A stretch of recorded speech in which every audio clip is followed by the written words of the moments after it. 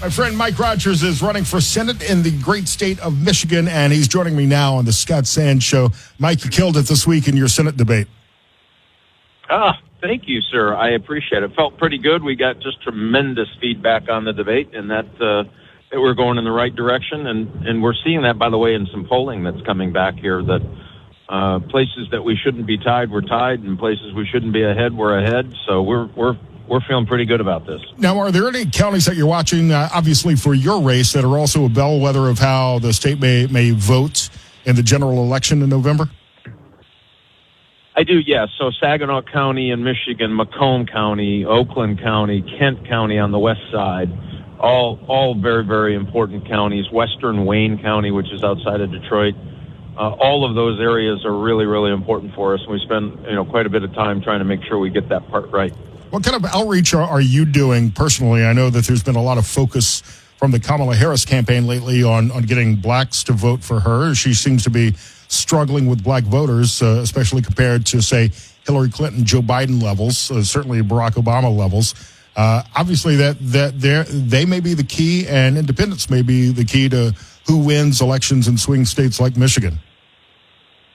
There was a poll that came out, was not our poll, that showed us getting 33% of the black vote in Michigan.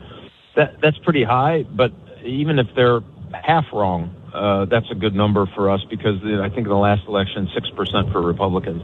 So there's definitely a movement. And, you can't look around your neighborhood and think that in Detroit, the median wage is $38,000, the rest of the state $68,000, and think something's going right. You can't look at your schools and how the schools are failing those children and think something's going right. Crime rates, despite what they're telling you, making felonies misdemeanors doesn't make it any more real to a victim in the places like City of Detroit. So they know that this ain't working. And what the Democrats promise is the same thing they promised 2 years, every 4 years, every 8 years. It's the same old. And so we've been going into those communities.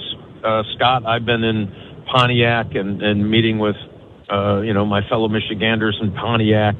As one guy told me, never seen a politician in the hood here, let alone a Republican. And we've had some great conversations. Same in Detroit, same in Jackson, same in Kalamazoo, Lansing, Michigan. And so we've made a concerted effort to try to have dialogue and conversations with the black community here in Detroit, because I believe that we have real solutions to their problems that doesn't involve government handouts. It's about opportunities. It's about getting access to capital for their small businesses. It's about what we can do to improve their schools. And I will say, people are listening. And we've had, we think, just a great response so far. And I would agree. And I'm looking at this, and I'm looking at the issues, and I'm looking at some of the deeper polling data, not just who are you going to vote for or who might you vote for. And we'll get into Kamala Harris's opportunity agenda for black voters, for black men, or however she phrased that. But I was listening to her with Charlemagne the God last night on our sister station, and when she's talking about reparations, when she's talking about non-returnable, non-refundable, non-guaranteed loans to black entrepreneurs and legalizing drugs, it seems to me like that's pandering and somewhat condescending, that you would think that the African-American community is looking for a handout, is looking for drug legalization. Really, it's the same thing that we're all concerned about, and that's national security in our border, and it's the economy. It's being able to get a job and pay for our own way. Oh, completely. And they're worried about their kids' education, right? Don't pander to me and offer me a check. And by the way, I've heard this a lot. It wasn't like, hey, we're not asking for checks. We're asking for opportunity. We're asking for the same kinds of things that other folks might find, like access to capital for their small businesses. I met with a group of small business owners, black entrepreneurs in Pontiac, Michigan. It's kind of a forgotten city in Michigan. Shouldn't be. It's a great place, great city, great history. And they were basically saying, just help. They keep coming. The Democrats come in and pour money at the top of this thing. It goes into the city coffers, and we just never see it. It just never reaches our neighborhoods. We want reform. We want to be able to just get access. Give me a loan so I can get my building fixed up. Give me a loan so I can improve my marketing and normal things that businesses might do in business loans.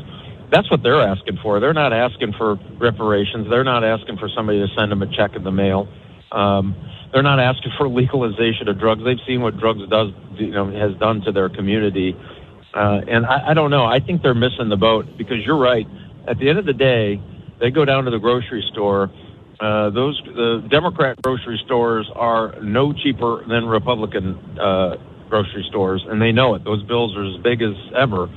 And I think people are just wising up that this whole Democrat charade of, I'll see you in 4 years. Give me your vote and I'll see you in 4 years. It just isn't working for them. We're talking to Mike Rogers, former congressman running for Senate in Michigan. You can learn more, by the way, volunteer and donate at rogersforsenate.com.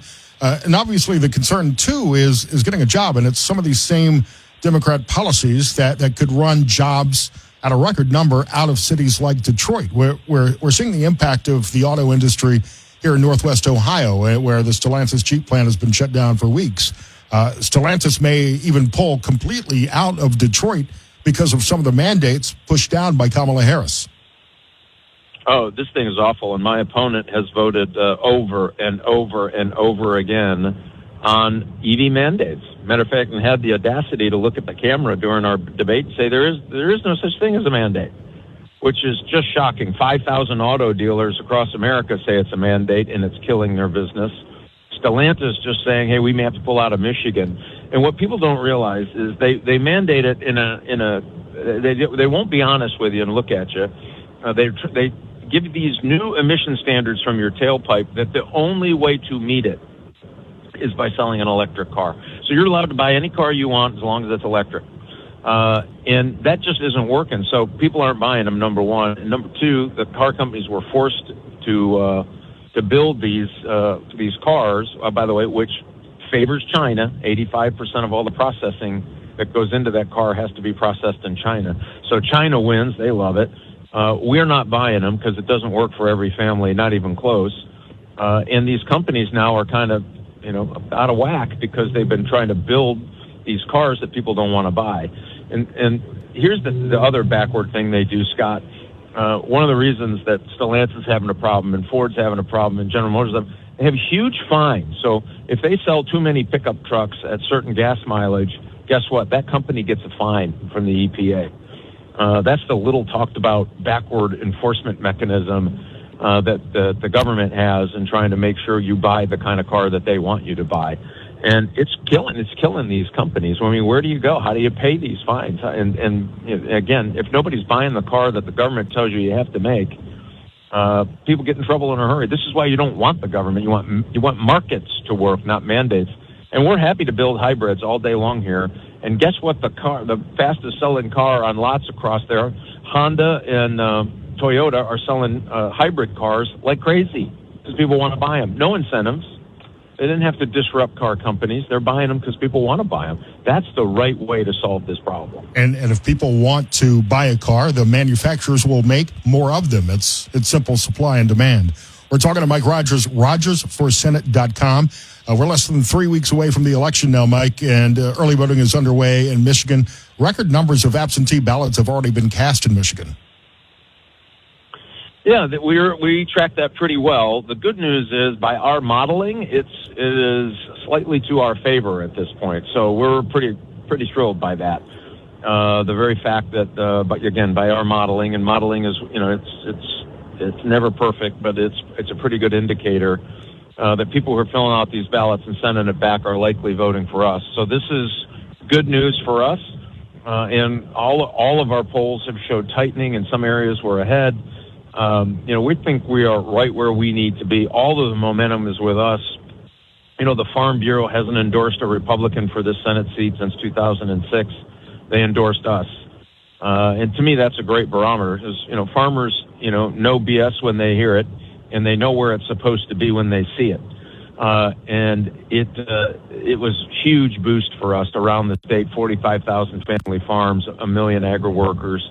That was a great for us, a body blow to our opponent, and that really kicked off our momentum just a few weeks ago. In our huge ground game, we did 40,000 doors just on Saturday alone, which tells you how our volunteer base is going in the state. We have clearly a huge momentum going into November. So, listen, your listeners want to get engaged. Even if you're in Ohio, you can sure have a good Republican go back to Washington, D.C.